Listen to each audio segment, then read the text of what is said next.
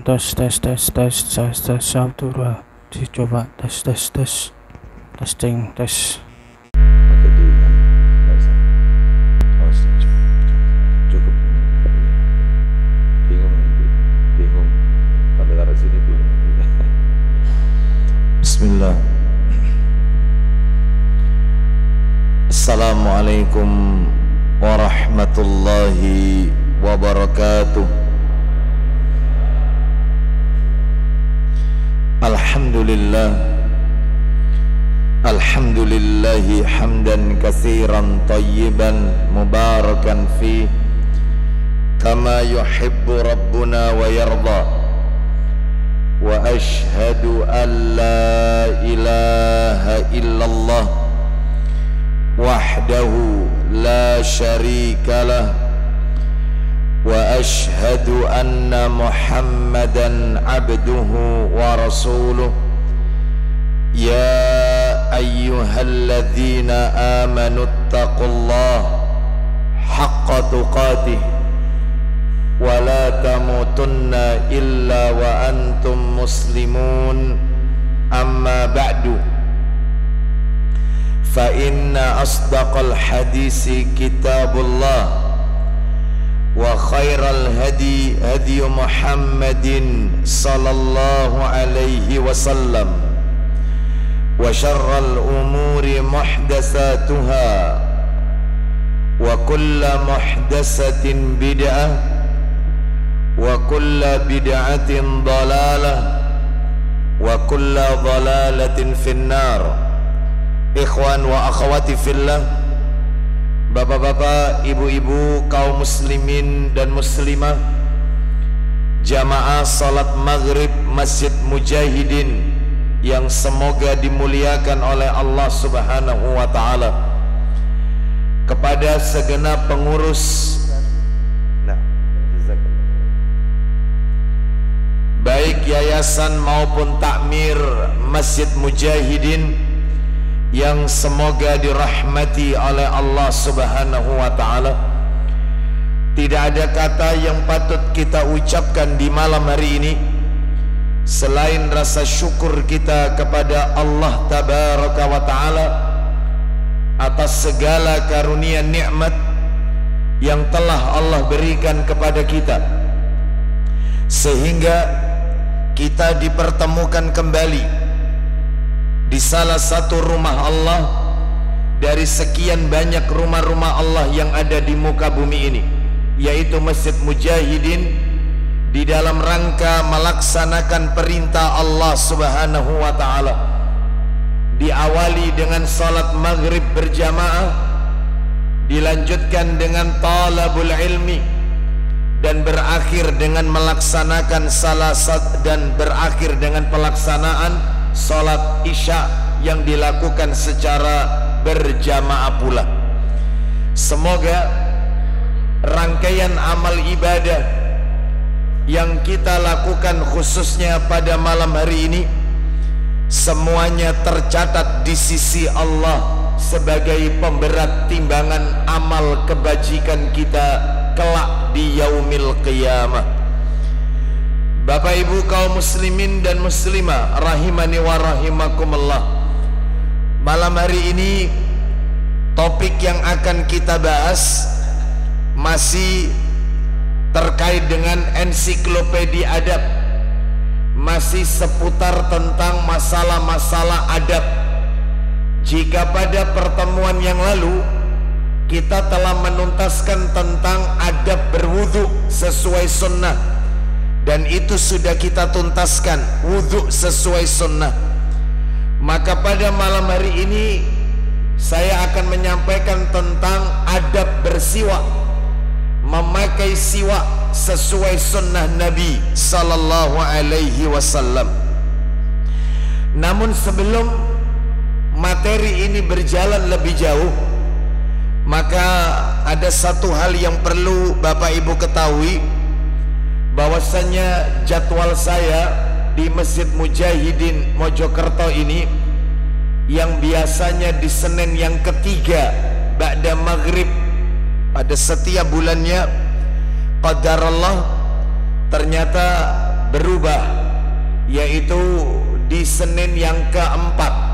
Sebagaimana malam hari ini kita berada di Senin yang keempat. Nah, dalam setiap bulannya ba'da maghrib. Kami memohon maaf kepada para jamaah yang mungkin sudah menjadwalkan secara rutin setiap bulan Senin ketiga, sehingga aktivitas-aktivitas yang Bapak Ibu lakukan dikondisikan. Namun qadarullah, karena satu dan lain hal, yaitu mulai dari malam hari ini dan untuk kedepannya insya Allah berubah di Senin yang keempat ba'da maghrib. Bapak Ibu sekalian rahimani wa rahimakumullah, sebelum kita masuk yaitu materi bersiwak sesuai sunnah, perlu Bapak Ibu ketahui pula, tidak ada petunjuk terbaik di muka bumi ini kecuali petunjuk Rasulullah sallallahu alaihi wasallam. Makanya 14 abad yang silam, Nabi sallallahu alaihi wasallam dalam setiap khutbahnya, baik itu khutbah Jumat, baik itu khutbah wukuf, maupun khutbah-khutbah Nabi yang lainnya, beliau selalu mengatakan seperti yang saya sampaikan di awal kajian tadi. Apa itu?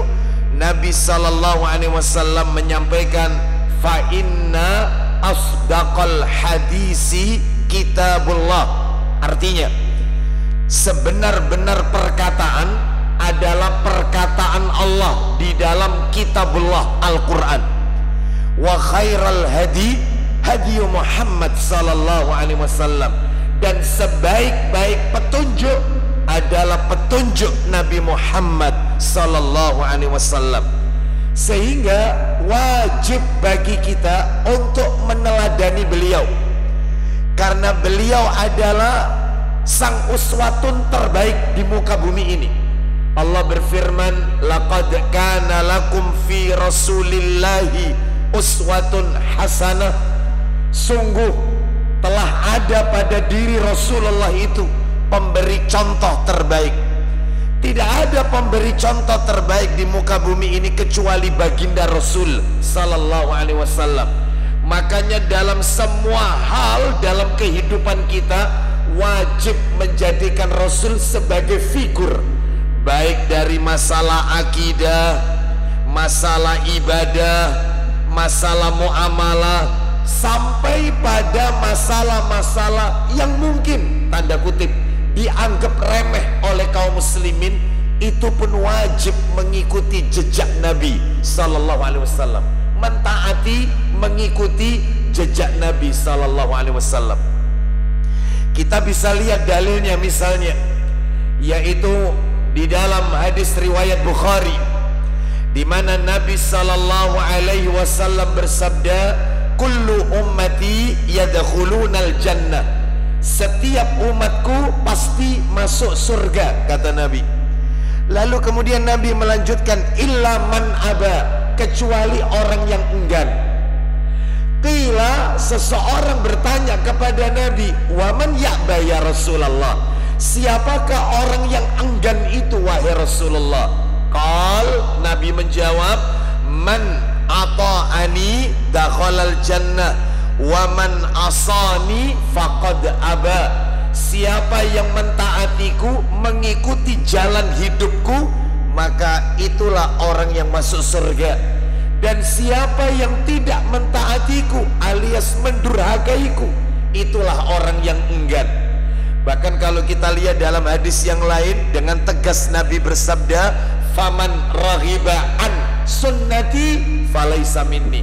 Siapa yang membenci cara hidupku, sunnahku, maka dia bukan golonganku.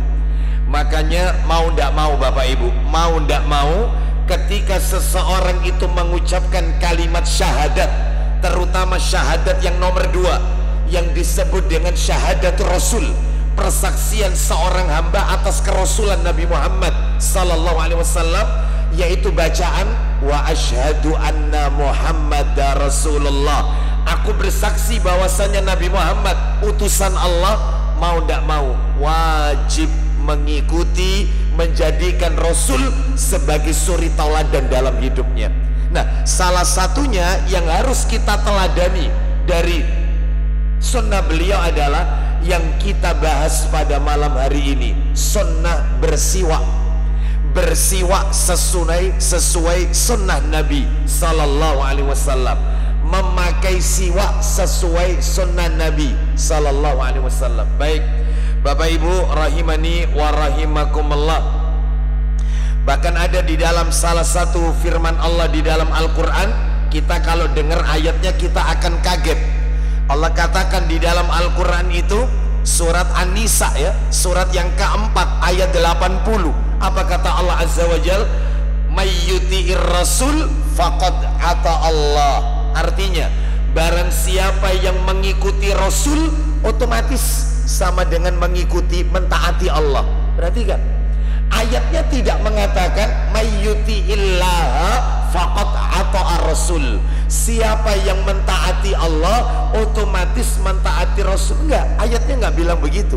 Ayatnya mengatakan mayyuti'ir rasul faqad ata'a Allah, siapa yang mentaati, mengikuti Rasul otomatis sama dengan mentaati Allah. Loh, berarti kalau begitu kuncinya di satu orang ini. Iya, yaitu siapa? Nabi Muhammad sallallahu alaihi wasallam. Ikuti saja, ittiba bukan ibtidah. Mengikuti bukan membuat perkara-perkara baru dalam masalah ibadah. Enak kok hidup ini, kita beragama ini enak, tinggal ngikuti aja. Ibarat anak kalau sekolah itu apa istilahnya itu ya, kalau gambar itu ngeblat. Iya kan Bapak Ibu sekalian, gambar, mengarang ya sambil berpikir apa yang mau digambar itu lebih sulit daripada ngeblat. Ngeblat itu gampang, tinggal ditempelkan aja, gambarnya terlihat, nampak bayangannya, tinggal diikuti aja. Kita ini disuruh ngeblat, gampang kok, nggak usah buat cara-cara baru, suruh ngikut gitu aja, ngeblat. Ya, oleh karena itu maka itulah yang diajarkan oleh Nabi sallallahu alaihi wasallam. Nah, salah satunya yang kita bahas adalah bersiwak sesuai sunnah. Baik, agar materi kita tertata dengan baik, tidak melebar kemana-mana, materinya saya bagi menjadi 5 pembahasan.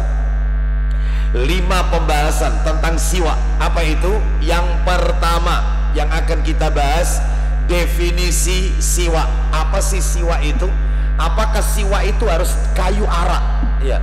Apakah kalau kita pengen punya siwak harus pergi ke toko-toko perlengkapan haji dan umrah, harus ke Mekah, harus ke Madinah, sehingga beli kayu siwaknya di sana? Apakah harus begitu? Atau bisa jadi kayu-kayu atau batang kayu atau akar pohon yang ada di sekitar tempat tinggal kita? Apakah juga bisa? Nanti saya jelaskan definisi siwak. Ini yang pertama ini. Yang kedua, pembicaraan kita tingkatkan keutamaan bersiwak. Keutamaan bersiwak. Apa manfaatnya orang itu kalau bersiwak? Itu yang nomor 2. Yang nomor 3, Bapak Ibu sekalian, kapan saja kita disunahkan bersiwak? Dalam kondisi keadaan kapan saja kita itu disunahkan untuk bersiwak. Itu materi nomor 3. Materi yang keempat, adab bersiwak. Bagaimana tata cara bersiwak itu? Pakai tangan kanan atau tangan kiri? Kalau tangan kanan atau tangan kiri, dimulai menggosoknya itu gigi kanan atau gigi kiri dulu. Nanti menggosoknya itu horizontal dulu atau atas bawah, vertikal. Semua ada aturan mainnya. Diatur semua sama Nabi sallallahu alaihi wasallam. Ada kira-kira agama serinci kayak begini? Nggak ada. Hanya Islam yang membahas aturan yang rinci seperti ini. Ya, baik, kita lanjutkan. Terus kemudian yang kelima, penutup terakhir adalah 2 hal yang perlu diketahui sebelum menggunakan siwak. 2 hal yang perlu diketahui sebelum menggunakan siwak. Baik, sekarang kita bahas saja langsung satu persatu, kita urut dari awal. Apa tadi yang nomor 1? Definisi siwak. Definisi siwak ini ibu-ibu rajin mencatat ya, sebagian bapak-bapak juga mencatat ya, ibu-ibu mayoritas mencatat ya, itu yang benar mestinya ya, sebab Nabi sallallahu alaihi wasallam bersabda, Nabi bersabda qayyidul ilma bil kitab, ikatlah ilmu itu dengan tulisan ya. Ikat ilmu itu dengan tulisan seperti itu. Baik, tapi karena bapak-bapak di sini mayoritas hafalannya kuat-kuat, gitu ya, sehingga nggak perlu nyatat ya, kan hafal gitu ya. Materi bulan yang lalu tentang apa, insya Allah judulnya lupa ya. Baik Bapak Ibu sekalian rahimani wa rahimakumullah, kita lanjutkan. Yang pertama, definisi bersiwak. Disebutkan oleh para alim ulama tentang definisi siwak. Salah satunya disebutkan oleh Syekh Muhammad bin Salih Al-Utsaimin rahimahullah di dalam kitab Syarhul Mumti' di juz yang pertama halaman 118. Apa kata Ibnu Utsaimin rahimahullah? Siwak itu adalah, nah ini menarik, ini definisi yang beliau sampaikan. Siwak itu adalah nama untuk sebuah dahan atau akar pohon. Nama untuk sebuah dahan ya, atau akar pohon yang digunakan untuk bersiwak. Siwak itu sendiri menggosok gigi. Nah, oleh karena itu, nah ini yang menarik kesimpulan beliau. Oleh karena itu, semua bentuk dahan atau akar pohon apa saja boleh kita jadikan untuk bersiwak asal memenuhi 3 syarat. Harus 3-tiganya, nggak boleh dipilih salah satu ini. 3-tiganya harus kena semua ini. Saya ulang ya. Oleh karena itu, dahan pohon apapun, akar pohon apapun yang ada di sekitar kita bisa kita gunakan untuk bersiwak asal memenuhi 3 syarat. Apa syaratnya? Syarat yang pertama adalah harus lembut. Harus lembut sehingga yaitu dahan atau akar pohon tersebut tidak merusak yaitu daripada gusi atau gigi. Makanya dia harus lembut, nggak boleh keras, lembut. Yang kedua, akar atau dahan pohon tersebut berserat. Berserat ya, bisa digunakan untuk membersihkan dan sifatnya itu basah, nggak kering, basah dan berserat dia ya. Dan yang ketiga, seratnya tersebut kalau kita gunakan untuk menggosok gigi tidak berjatuhan atau berhamburan sehingga mengotori mulut kita. Nah, Bapak Ibu sekalian rahimani wa rahimakumullah, jadi yang namanya siwak itu tidak harus yaitu kayu arak, enggak, tidak harus kita susah-susah pergi ke toko perlengkapan haji umroh, tidak harus ya. Tetapi dahan atau akar pohon yang ada di sekitar lingkungan kita ini bisa kita gunakan untuk bersiwak selama syaratnya 3 tadi. Yang pertama tadi apa? Lembut. Lembut ya, artinya tidak keras seperti yang saya bawa ini. Lah kalau ini kayu ara, ini memang belinya di sana waktu itu ya. Nah ini loh, lembut, lentur, lembut ini.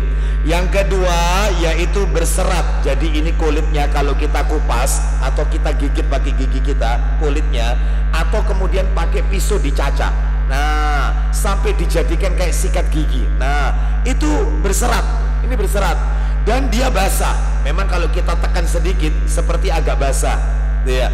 Terus kemudian ketiga, seratnya kalau dipakai bersiwak maka dia tidak berhamburan di mulut kita. Itu syaratnya. Silakan cari pohon apapun di sekitar kita, dahannya atau akarnya, seperti itu ya. Baik, jadi itu definisi siwak gitu ya. Baik, kita lanjutkan ya.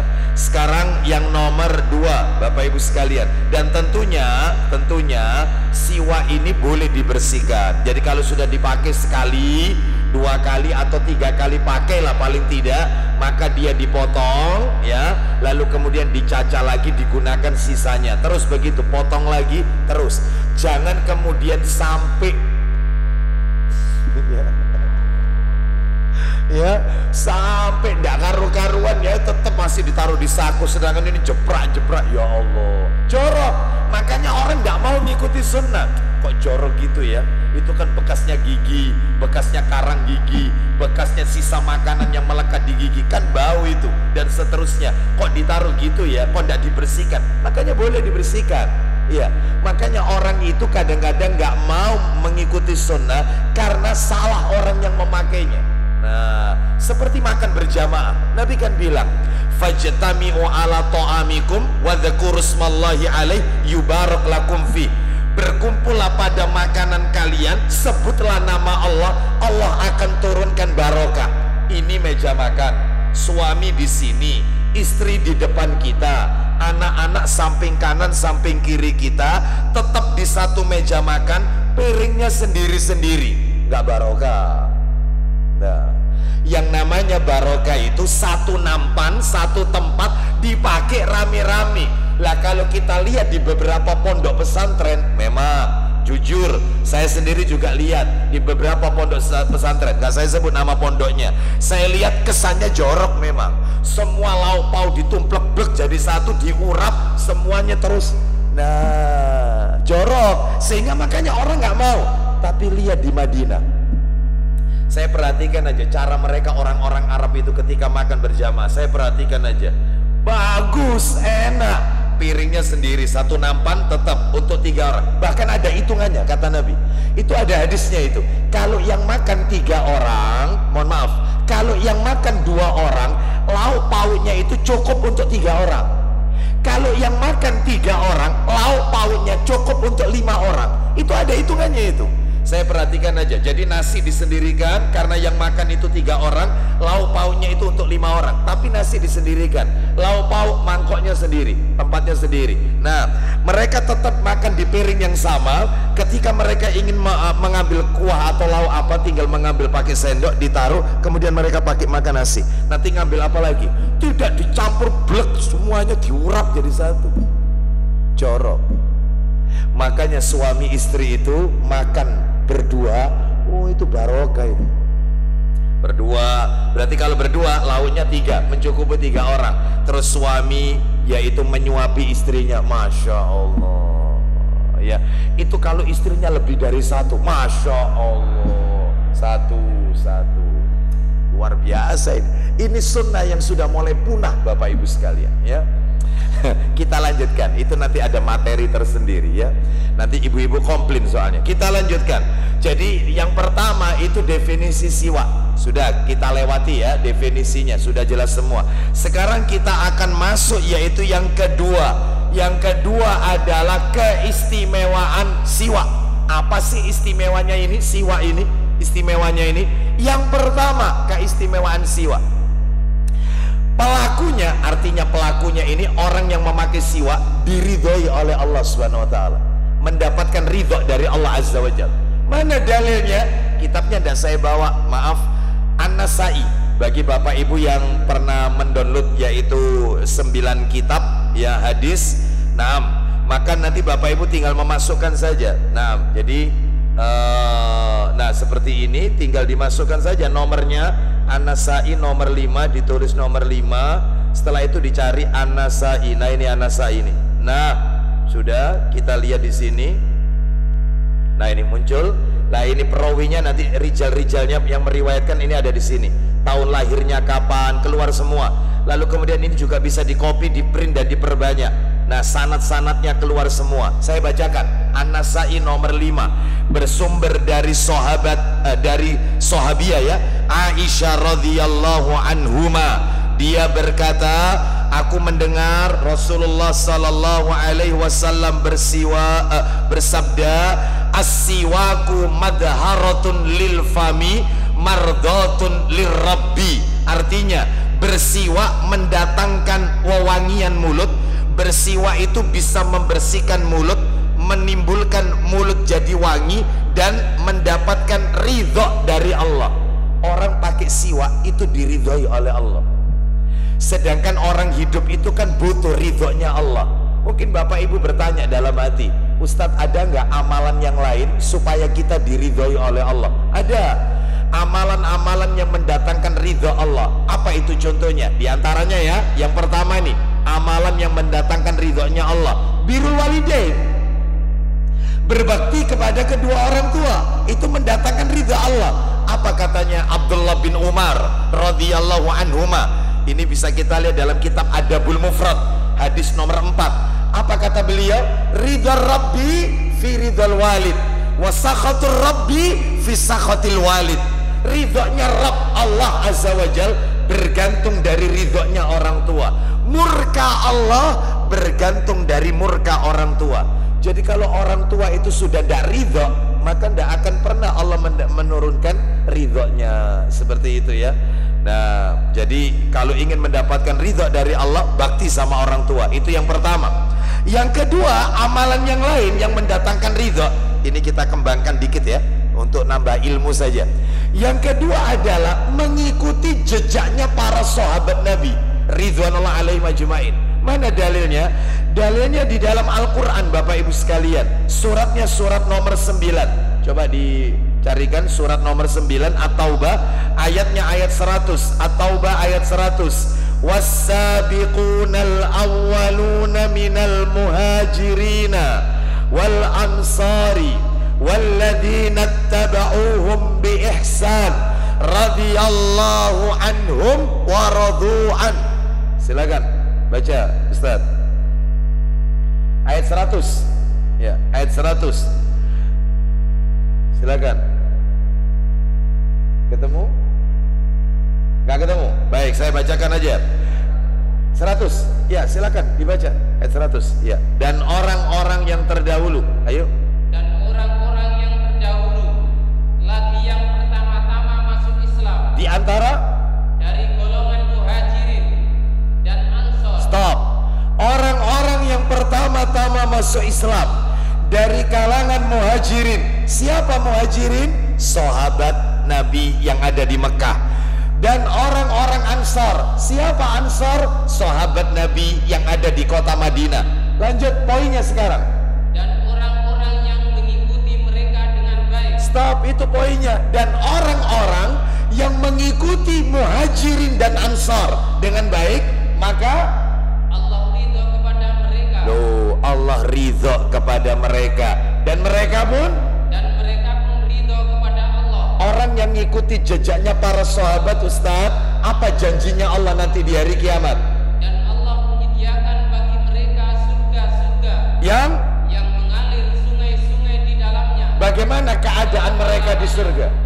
Mereka kekal di dalamnya. Mereka kekal di dalam surga. Itulah orang yang mengikuti jejak para sahabat, mendapatkan ridho dari Allah. Terus amalan yang lain yang kita bahas malam hari ini, yaitu bersiwak. Orang bersiwak itu mendatangkan ridho Rabb Azza wa Jal. Baik, itu keutamaan, keistimewaan siwak yang pertama. Yang kedua sekarang. Nah, kalau yang kedua ini semuanya fatwa ulama. Yang kedua, keistimewaan siwak adalah siwak ini bisa dibawa kemana-mana. Bisa dibawa kemana-mana. Yang ketiga, siwak ini bisa digunakan di setiap tempat. Di masjid bisa, di kantor bisa. Ya. Sementara pasta gigi nggak bisa. Orang pakai odol pasta gigi butuh air, butuh tempat. Nggak mungkin bisa dipakai di dalam masjid, nggak bisa. Tapi ini Anda bisa langsung pakai di masjid, nggak butuh air, nggak butuh tempat khusus gitu, nggak butuh, langsung gunakan. Setelah digunakan, sudah ditaruh di saku atau dimasukkan ke tempatnya, langsung kita sholat. Tetapi kalau odol pasta gigi, butuh ke kamar mandi, toilet, ya butuh air untuk berkumur, membersihkan dan seterusnya. Makanya jangan disamakan pasta gigi dengan siwak, nggak bisa. Kalau ada orang zaman sekarang, Ustadz, dulu di zaman Nabi tidak ada odol, makanya pakai ini. Sekarang ini ada pasta gigi, mereknya macam-macam, ya, maka sudah tidak berlaku. Orang pakai ini, Ustadz, berarti kembali ke zaman onta ini, Ustadz. Orang kalau pakai ini, Ustadz, berarti kembali ke zaman jahiliyah. Ini sudah zaman modern, sudah ada pasta gigi, lebih bersih, lebih enak. Nggak bisa. Sunnah Nabi tidak bisa tergantikan. Buktinya nggak bisa dibawa kemana-mana. Iya, pasta gigi betul, tapi untuk digunakan tidak di setiap tempat, tetapi butuh tempat terkhusus, ya. Terus kemudian Bapak Ibu sekalian, yang terakhir, yang keempat, keistimewaan siwak yang keempat, ternyata siwak ini manfaat dari sisi kesehatannya banyak. Apa manfaatnya?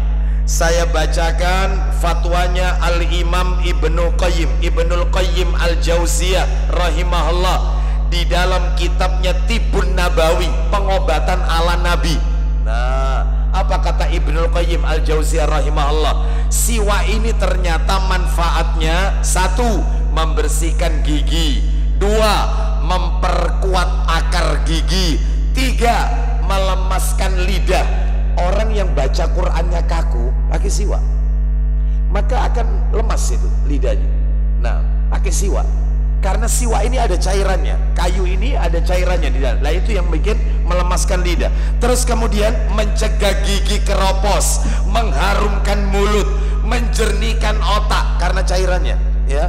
Terus dan menambah nafsu makan, menghilangkan dahak, menjernihkan suara, mempertajam pandangan mata, menyehatkan lambung, mengusir kantuk, dan masih banyak lagi.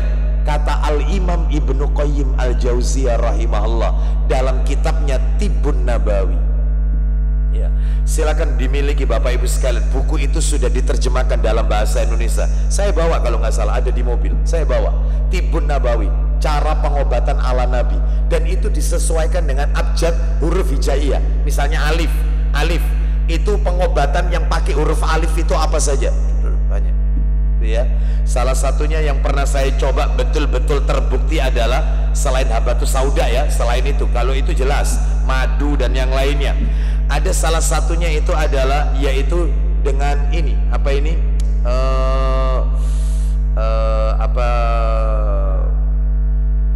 Kertas setelah dibakar itu dia jadi abu-abu, dengan abu. Bapak Ibu sekalian rahimani wa rahimakumullah, kalau ini pernah saya tes betul-betulin dengan abu, Bapak Ibu sekalian.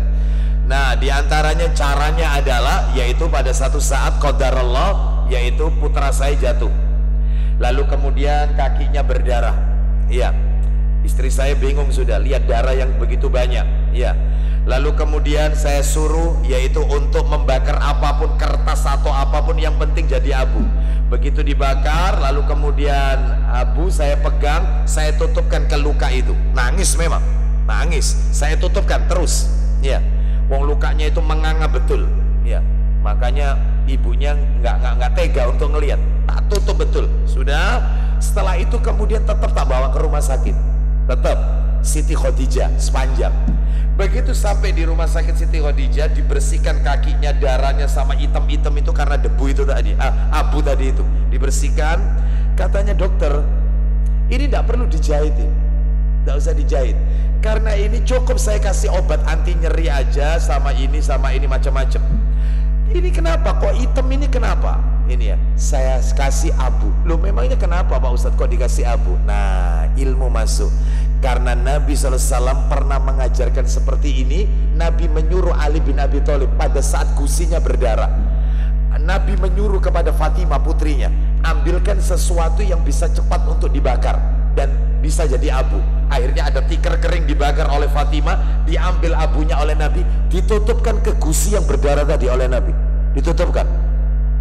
Maka berhentilah pendarahan. Jadi abu itu fungsinya menghentikan pendarahan. Saya buktikan kalau itu betul kebenaran kalamnya Rasul sallallahu alaihi wasallam. Maka Nabi itu kalau mengucapkan itu wahyu dari Allah, itu wahyu dari Allah Subhanahu wa taala. Makanya Bapak Ibu kalau berobat ya, tolong ya pakai wahyu dulu lah ya. Mohon maaf ini, saya tidak ingin mengajak berdebat dengan dokter ini, enggak. Tetapi maaf, obat-obatan yang ada di apotek itu adalah hasil hipotesa. Hasil ini zat kimia ini dicampur ini jadinya ini. Percobaan. Adapun kalau madu, habatus sauda, air zam-zam, termasuk tadi abu, terus kemudian juga ruqyah, bekam, ini semua obat dari Allah Azza wa Jalla, Al-Quran, obat wahyu ini. Maka kita harus mengimani, meyakininya. Lah kita tidak, pusing dikit, minum apa? Nah sudahlah, jangan nyebut merek tertentu lah obat ini, ya. Tolong pengobatan ala Nabi dulu, gitu loh, ya. Baik, dan harus yakin, ya, harus yakin. Baik, kita lanjutkan. Kadang-kadang kita ini tidak yakinnya itu setengah-setengah, ya. Ini loh Pak, ada habatus sauda itu, ada habatus sauda. Ya wis pira sih regane? Sekian puluh, wis gak apa-apa wis. Ya, gak waras, gak apa murah kok. Loh, lihat. Gara-gara itunya. Tapi lihat, kalau seseorang berkata, "Pak, ini loh Pak, ada obat ini dikasih resep." Ya. Begitu lihat resepnya, tanya sama apotik, "Bu, berapa kalau nebus resep ini?" 1.500.000. Pasti waras iki koyo obat larang iki soal. Waras.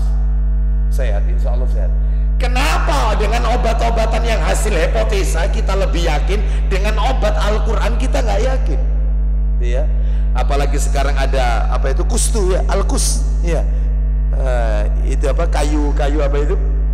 Kayu India. Nah, itu juga manfaatnya besar sekali. Bahkan ada lagi yaitu untuk penyakit kecetit, bagian punggung, encok. Itu pernah ada jamaah kita, rumahnya di apa ini perumahan Sidoarjo ya. Di Sidoarjo itu istrinya bilang sebulan jadi kembangnya tempat tidur, makan minum buang hajat ya sudah di tempat tidur itu nggak bisa, kecetit sudah. Katanya dokter setelah diperiksa katanya harus MRI dan macam-macam sudah, dan dia takut sama operasi ini. Ya apa ini Pak Ustadz, barangkali ada solusinya. Coba pengobatan Nabi, apa itu? Buntut kambing betina, buntut kambing betina, buntut kambing betina yang sudah dikeringkan ya, tulangnya itu ya, tulang ekor kambing betina yang sudah dikeringkan, yang betina tapi ya, dikeringkan sampai kering lalu ditumbuk, lalu kemudian dijadikan 2 atau 3 gelas direbus, lalu itu diminum. Kalau tidak kuat dengan baunya maka dikasih madu boleh, dikasih jeruk nipis boleh, bolehlah terserah. Yang penting itu sumbernya yaitu buntut kambing betina, tulang ekor kambing betina. Itu diminum hari ke 10 apa ke 15 telepon saya, "Alhamdulillah Ustadz bisa duduk Ustadz, bisa duduk." Dapat 10 hari lagi, "Alhamdulillah Ustadz bisa aktivitas." Semuanya karena Allah Azza wa Jalla ya. Diabetes ya, itu ada delima. Kata Nabi sallallahu alaihi wasallam, ini ada riwayatnya, delima kulitnya ya, yang dikeringkan lalu kemudian dijadikan itu. Nah, terutama mohon maaf ini untuk bapak-bapak ini, tak kasih tips mumpung ketemu ini ya. Kalau makan kurma isinya jangan dibuang, isinya kita tidak, kalau makan kurma isinya dibuang. Loh, terus dijadikan apa? Kumpulkan, keringkan sampai betul-betul kering, tumbuk. Begitu lembut ditumbuk, jadikan campuran minuman kita. Minum kopi dikasih itu, serbuk itu, minum teh dikasih itu. Itu kalau Anda minum rutin, maaf ini ibu-ibu saya minta, bapak-bapak minta maaf, istri Anda Pak akan mengatakan, "Mau kemana kamu? Jangan tinggalkan aku ya, di rumah saja." Sip ya, Anda tahulah maksud saya gimana, Anda tahulah ya.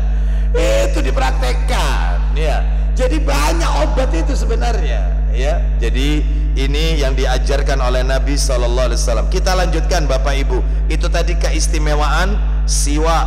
Sekarang kita lanjutkan yang ketiga, kapan kita disunahkan untuk bersiwak. Kita disunahkan untuk bersiwak dalam beberapa keadaan Bapak Ibu sekalian.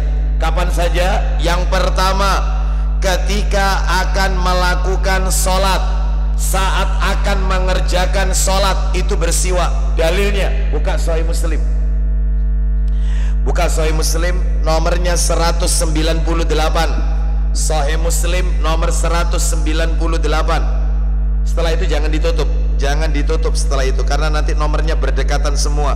198.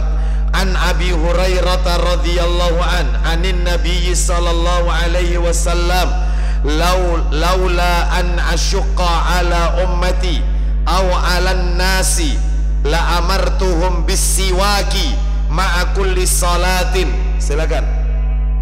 Dari Abu Hurairah radhiyallahu anhu, dari Nabi sallallahu alaihi wasallam, sabdanya, isinya, jikalau tidaklah akan menyulitkan bagi umatku, jikalau tidak memberatkan bagi umatku, tidak menyulitkan bagi umatku, niscaya sungguh aku akan perintahkan mereka menggosok gigi setiap akan sholat. Nah, aku perintahkan mereka, la amartuhum bisiwak, aku perintahkan mereka dengan bersiwak setiap ma'akuli sholatin. Lanjut, setiap akan menunaikan ibadah sholat. Sholat wajib, sholat sunnah, ketika mau takbiratul ikhram siwak.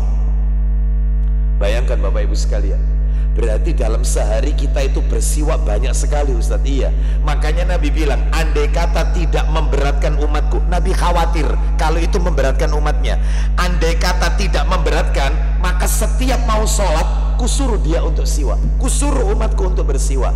Tetapi kalau itu memberatkan umatnya, maka hukumnya tidak wajib, hukumnya sunnah bersiwak ini. Sesekali kita boleh bersiwak ketika mau sholat, ya. Jadi mau sholat bersiwak, ini kondisi pertama. Yang kedua, kapan yang kedua? Setiap bangun dari tidur, bangun dari tidur itu bersiwak. Mana dalilnya? Dalilnya silakan bisa dibuka riwayatnya, yaitu riwayat Muslim, ya. Di dalam Sahih Muslim. Ya, kita ini ya, kita lanjutkan satu ini, setelah itu kita dengarkan kumandang adzan Isya. Sahih Muslim nomor 200. Sahih Muslim nomor 200. An Hudzaifah radhiyallahu an qala kana Rasulullah sallallahu alaihi wasallam idza qama liyatahajjada yashuz fahu bisiwaki. Silakan. Dari Hudzaifah radhiyallahu an, katanya, apabila Rasulullah sallallahu alaihi wasallam bangun untuk sholat tahajud tengah malam. Baik, bangun dari tidur untuk sholat tahajud, maka Beliau menggosok gigi dengan siwak. nah, nanti ketika mau sholat bersiwak lagi. Bangun tidur bersiwak, mau sholat bersiwak. Baik, ada beberapa keadaan yang lain kita disunahkan bersiwak, akan kami sampaikan setelah kumandang adzan Isya. Sudah masuk ya? Sudah masuk. Baik, silakan dikumandangkan adzan Isya. Setelah itu kita lanjutkan sedikit. Wassallallahu ala nabiyyina wa ala alihi washabihi wasallam.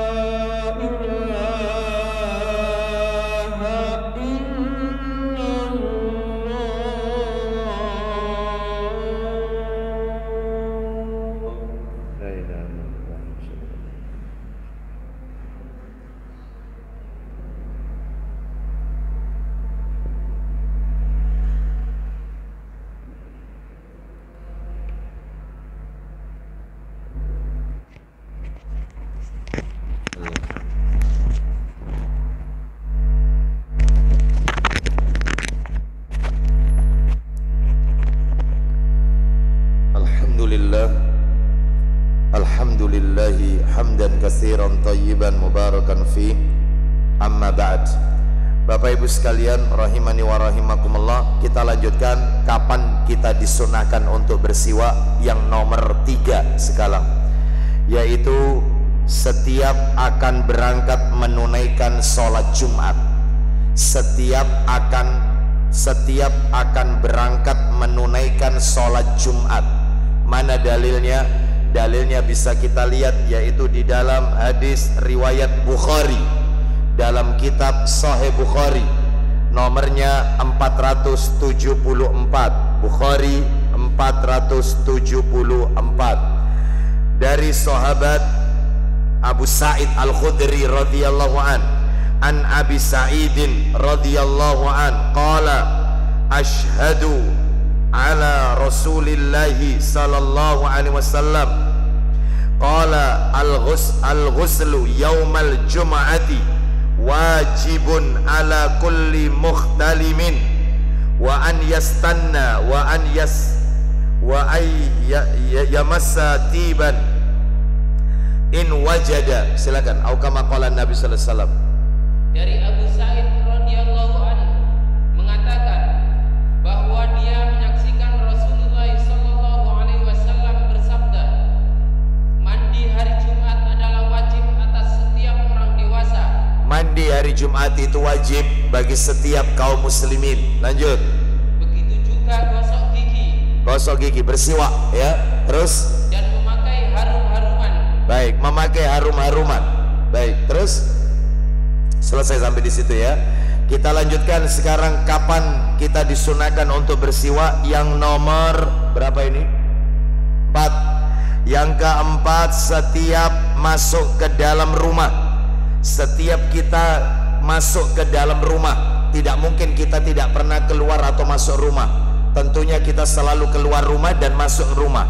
Nah, ketika masuk rumah dari manapun itu dianjurkan untuk bersiwak. Mana dalilnya? Disebutkan yaitu di dalam hadis riwayat Muslim nomornya 199 dari Miqdam bin Syurai radhiyallahu an, dari bapaknya, dia bertanya kepada Aisyah radhiyallahu anhuma. Silakan Ustaz. Dari Miqdam bin Syurai radhiyallahu an, dari bapaknya, katanya dia bertanya kepada Aisyah radhiyallahu anha, pekerjaan apakah yang pertama-tama dilakukan Nabi sallallahu alaihi wasallam kalau beliau masuk rumah? Pekerjaan apa yang Nabi lakukan? Yaitu apabila beliau masuk rumah, yang pertama-tama dilakukan apa itu Ustaz? Jawab Aisyah radhiyallahu anha, pertama-tama beliau menggosok gigi. Baik, idza dakhala baitahu qalat bisiwak, yaitu dengan bersiwak ya ketika masuk rumah. Kita lanjutkan yang nomor 5, yaitu kapan kita disunahkan untuk bersiwak. Yang kelima, sebelum berwudu atau ketika berwudu atau sesudah berwudu. Boleh dipilih, mau berwudu sebelum wudu atau saat di pertengahan wudu atau juga setelah wudu. Bayangkan banyak sekali, mau wudu bersiwak, mau sholat bersiwak ya. Bayangkan, padahal kita seringkali yaitu batal wudu lagi. Nabi mengajarkan sebelum wudu bersiwak atau di pertengahan wudu. Kapan kalau di pertengahan wudu? Nabi pernah melakukan setelah berkumur-kumur. Jadi Nabi setelah berkumur sambil melakukan istinsyak, menghirup air ke hidung, lalu mengeluarkannya dengan tangan kiri, namanya istinsar. Itu dilakukan sebanyak 3 kali, maka Nabi bersiwak. Setelah bersiwak, maka kemudian Nabi mengusap wajahnya 3 kali, tangan kanan 3 kali, dan seterusnya. Itu pernah dilakukan oleh Nabi di pertengahan wudhu atau setelah wudhu, pernah Nabi lakukan. Jadi ini menunjukkan artinya sebelum, ketika, atau sesudah berwudhu. Mana itu dalilnya? Dalilnya yaitu disebutkan dalam hadis riwayat Imam Malik dalam kitab Al-Muwatta, yaitu di juz yang pertama hadis nomor 115. Yang keenam, kapan kita disunahkan untuk berwudu? Nah, kalau ini kita bisa lihat yaitu di dalam kitab Al-Hawil Kabir dan Al-Minhaj, Kata para alim ulama, kapan kita disunahkan untuk berwudu? Yang nomor 6 adalah setiap saat bau mulut berubah. Ketika bau mulut berubah, ya, bau mulut berubah. Nah, Bapak Ibu perlu tahu, perubahan bau mulut itu terjadi dalam beberapa hal. Biasanya nih, bau mulut kita ini tidak sedap, itu dalam beberapa hal terjadinya itu. Apa itu? Satu, tidak makan dan tidak minum. Orang puasa perut kosong itu biasa menimbulkan bau mulut tidak sedap. Nah, itu bersiwak. Terus yang kedua, memakan makanan yang memiliki aroma yang tidak sedap, memakan sayuran atau buah-buahan yang menimbulkan efek bau mulut atau bau badan tidak sedap. Saya tanya, sayuran apa yang kalau kita konsumsi menimbulkan bau mulut gak enak? Peti, jengkol, ya. Kalau buah-buahan apa? Duren, nangka. Kalau sayur-sayuran nambah lagi rebung. Nah itu, kita kalau sendawa baunya nggak sedap. Maka setelah memakan makanan seperti ini, gosok gigi, yaitu bersiwak, ya. Karena terjadi perubahan bau mulut. Termasuk yaitu diantaranya diam yang terlalu lama, tidak membuka mulut untuk bicara. Diam yang terlalu lama, begitu bicara muncul bau mulut tidak sedap. Nah itu bersiwak. Terus lapar yang terlalu sangat, tadi sudah kami sampaikan. Dan juga bangun dari tidur, itu menimbulkan bau mulut tidak sedap. Makanya bersiwak. Nabi bangun tidur bersiwak, mau wudhu bersiwak, mau sholat bersiwak. Masya Allah, ya. Sehingga Bapak Ibu sekalian, kalau mau ditotal ini, mau ditotal dalam sehari semalam 24 jam, tidak kurang dari 20 kali seorang muslim itu bersiwak. 20 kali. Sholat fardu aja 5 kali. Belum ketambahan qobliyah sama ba'diyah. Belum ketambahan wudhu. Mau wudhu, siwak. Ayo dihitung. Tidak kurang dari 2. Mau tidur, mohon maaf, bukan mau tidur, bangun tidur berwudhu. Nanti lama nggak ngomong, bicara, atau mungkin lagi puasa, bersiwak lagi. Maka banyak sekali dalam sehari kita ini menggunakan kayu ini, yaitu kayu siwak. Wallahu a'lam bishawab. Baik, sekarang kita akan masuk materi yang nomor 4, Bapak Ibu. Apa yang nomor 4? Etika bersiwak, adab bersiwak. Ternyata adabnya tidak banyak, cuman ada 4 saja. Apa itu adab bersiwak? 1, sambil saya praktekkan. Nomor 1, bersiwaklah dengan tangan kiri. Siwak itu dengan tangan kiri, bukan tangan kanan. Bersiwak dengan tangan kiri. Tapi masih koma ini. Jika tujuan bersiwak itu untuk menghilangkan kotoran, sisa makanan yang masih melekat di gigi, atau karena bau mulut, nah itu pakai tangan kiri. Jadi kalau misalnya panjenengan itu pakai siwak, itu merasa ada kotoran atau makanan yang nyangkut di gigi, maka itu tangan kiri. Atau mungkin Anda ternyata bau mulut, tangan kiri. Atau mungkin karena ya sesuatu hal yang menyebabkan bau mulut, itu tangan kiri.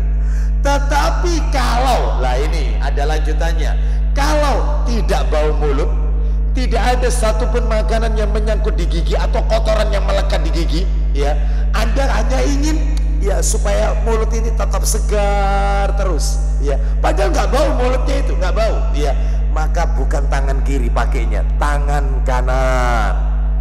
Jadi dibedakan Bapak Ibu, ya. Orang misalnya kita ngomong kok pakai nutup gini, oh berarti bau mulut saya nggak sedap ini, ya. Orang menghindar dari kita gini kan, oh iya bau mulut, pakai tangan kiri. Siwak. Misalnya apa, selilit itu apa? Oh iya bau mulut, pakai tangan kiri. Siwak. Misalnya apa, selilit itu apa? Selilit itu, ya itu tadi sisa makanan yang menyangkut di gigi, ya. Seperti itu. Kita gini kan pakai lidah. Kok susah pakai ini, tangan kiri, bukan tangan kanan. Ya, seperti itu. Jadi itu yang diajarkan. Tetapi kalau untuk menjaga kesegaran mulut dalam rangka mengikuti sunnah, padahal dia nggak bau mulut, pakai dengan tangan kanan. Faham sampai di sini ya? Mana itu dalilnya? Dalilnya yaitu disebutkan di dalam hadis riwayat Muslim nomornya 213, di mana Aisyah radhiyallahu anhuma mengatakan, karena Rasulullah sallallahu alaihi wasallam yuhibbu tayammuna fi sya'nihi kullihi. Nabi itu memiliki kebiasaan suka mendahulukan yang kanan dalam semua perkara, termasuk menggosok gigi, tetapi tujuannya menjaga kebersihan mulut. Itu kata para ulama. Yang kedua sekarang, mulailah dari arah gigi yang kanan. Dimulai dari arah kanan gigi, kanan, sebelah kanan. Jadi tangannya tangan kiri, giginya yang digosok, gigi kanan dulu, kanan, sebelah kanan. Lalu setelah itu baru gigi kiri. Sekalipun Bapak Ibu pakai tangan kanan, tetap gigi kanan dulu, baru kemudian gigi kiri. Memulainya gigi kanan. Yang ketiga, lakukan dengan gerakan horizontal terlebih dahulu, baru setelah itu vertikal. Horizontal itu menyamping, jadi gosoknya begini ke kanan. Nah, gosok gini. Setelah menyamping selesai, menurut Anda sudah cukup, baru vertikal, atas bawah. Lah kalau kanan sudah tuntas, baru kiri. Kirinya itu horizontal dulu, nyamping. Setelah itu atas bawah. Nah, seperti itu Bapak Ibu sekalian. Ya, itu yang Nabi ajarkan. Mana ini dalilnya? Dalilnya ada dalam hadis Muslim nomor 200. Loh, tadi kan sudah dibaca. Iya, di situ ada kata yang menarik. Saya baca teks Arabnya, perhatikan. An Hudzaifah radhiyallahu anhu qala kana Rasulullah sallallahu alaihi wasallam idza qama liyatahajjada yashuz gitu ya, fahu bisiwaki. Katanya Hudzaifah radhiyallahu anhu, apabila Rasulullah bangun untuk sholat tahajud tengah malam, beliau menggosok gigi dengan siwak. Ada kata-kata yashuz yang saya ulang-ulang tadi. Yashuz, ya, terus kemudian shin, waw, sad. Yashuz. Apa itu yashuz? Katanya Imam An-Nawawi rahimahullah di dalam kitab Syarah An-Nawawi. Nah, itu syarahnya Sahih Muslim. Jadi setiap kitab itu ada sarahnya. Sarah itu penjelas. Kalau Sahih Bukhari, nah ini Sahih Bukhari ini hadisnya. Penjelasnya kitab ini ada namanya Fathul Bari. Kalau ini Sahih Muslim ada penjelasnya namanya Sarah Imam An-Nawawi. Sarah Sahih Muslim Imam An-Nawawi itu. Kalau Abu Dawud itu sarahnya ada penjelasnya namanya Aunul Ma'bud. Jadi satu hadis dijelaskan. Hadis ini terjadi saat Nabi melakukan apa? Maksudnya hadis ini apa? Pelajaran yang bisa kita dapat dari hadis ini apa? Makanya berjilid-jilid Bapak Ibu. Jilid-jilid. Wong Fathul Bari sarahnya Sahih Bukhari itu lebih dari 30 jilid. Nah Bapak Ibu harus punya. Ya Allah Ustaz, wong satu aja belum tak baca, apalagi berjilid-jilid. Nah itu ya. Kalau Tirmidzi itu sarahnya namanya Tuhfatul Ahwadi. Nah itu ya. Jadi semua kitab ada penjelasnya. Enak kalau bisa memiliki buku itu ya. Baik, kita lanjutkan.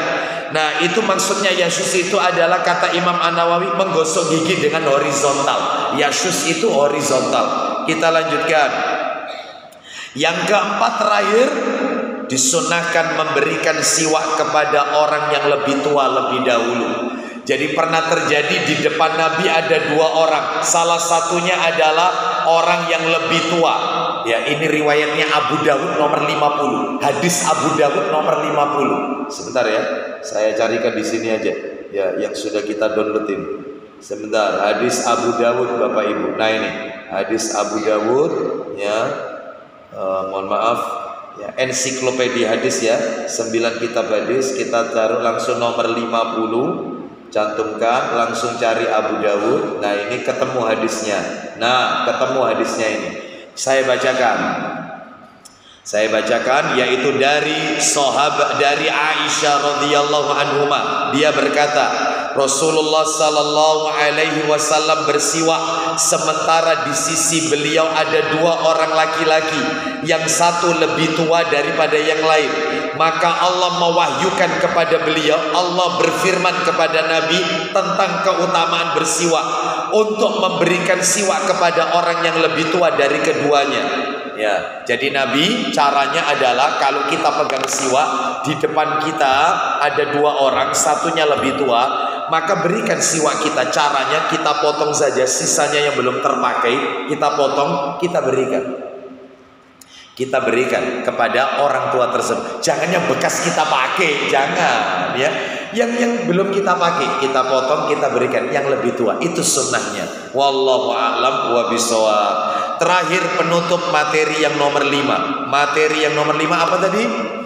Ibu-ibu yang nyatat, 2 hal yang perlu diketahui tentang siwak. 2 hal yang perlu Bapak Ibu ketahui tentang siwak. 1, yang pertama ini. Yang pertama, WHO merekomendasikan siwak. WHO, bayangkan, ya, di mana ini Ustaz keterangannya? WHO merekomendasikan bersiwak. Ini Badan Kesehatan Dunia loh, kali berdunia itu mengakui tentang siwak, mengakui, terbukti secara ilmiah menurut kesehatan, diakui. WHO merekomendasikan. Itu bisa kita lihat yaitu di dalam apa ini? Sebuah majalah yang di tahun 1984 ya, baik, yang dikeluarkan oleh WHO terkait masalah siwak ya. Yang kedua, bagian yang harus dibersihkan ketika bersiwak. Nih, Bapak Ibu kalau sudah punya kayu siwak, ketika menggunakannya yang harus dibersihkan itu meliputi apa saja. Nah, harus tahu ini. 1, permukaan depan, gigi depan. Gigi depan. Ya, yang kedua, sela-sela antar gigi, sela-selanya. Yang ketiga, permukaan dalam gigi, geraham dalam, geraham dalam, itu ya. Terus gusi, ya, itu dibersihkan, nggak usah terlalu keras, ya, gusi. Terus lidah digosok, lidahnya ditarik ke depan, digosok, ya. Terus langit-langit mulut juga sebaiknya disikat karena itu sumber sarang bakteri. Langit-langit mulut disikat. Itu diajarkan dan ini semua disebutkan dalam kitab Al-Imam Ibnu Qayyim Al-Jauziyah rahimahullah Tibbun Nabawi. Wallahu a'lam wa bishawab. Demikian apa yang bisa kami sampaikan, semoga menjadi tambahan ilmu yang bermanfaat. Tuntas sudah materi kita tentang bersiwak sesuai sunnah Nabi sallallahu alaihi wasallam. Insya Allah kalau kita dipertemukan lagi, insya Allah bahasanya adalah memakai sandal dan sepatu sesuai sunnah Nabi sallallahu alaihi wasallam. Nah, itu ya, insya Allah. Sampai di sini silakan yang mau bertanya. Ada yang bertanya? Ibu-ibu ada? Tidak ada. Baik, bapak-bapak tidak ada. Kalau tidak ada kita tutup dengan kafaratul majelis. Semoga menjadi tambahan ilmu yang bermanfaat dan diridhoi oleh Allah Subhanahu wa taala.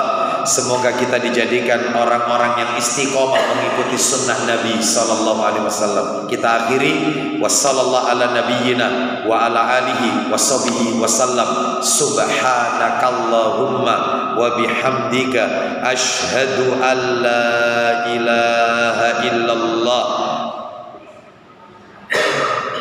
Ayo, gimana doa kafaratul majelis? Gimana? Loh, nggak ada yang hafal di sini. Ya, baik. Subhanakallahumma wa bihamdika asyhadu an la ilaha illa anta astaghfiruka wa atubu ilaik. Wa akhiru da'wana anil hamdulillahi rabbil alamin. Assalamualaikum warahmatullahi wabarakatuh.